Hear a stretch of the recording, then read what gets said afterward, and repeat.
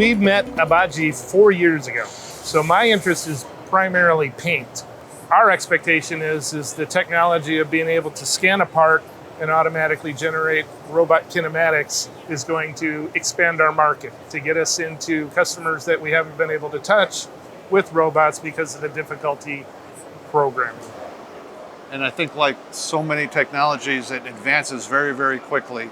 And we've had a very close relationship with ABAGY, and it's really excellent to see how quickly they're advancing the technology. We look forward to implementing it at a customer soon. The market's requiring it. So there's so many customers that have 1,000 or more different SKU numbers of products that they have to paint. And it's just become too much of an effort to be able to have an individual program for each one. And I think high mix, low volume is exactly where this technology shines. We also do a lot of work with the automotive business. Obviously that's very repeatable, very similar products, but our GI customers, general industry customers, need this technology, again, as they look at solving many issues, labor issues and everything else.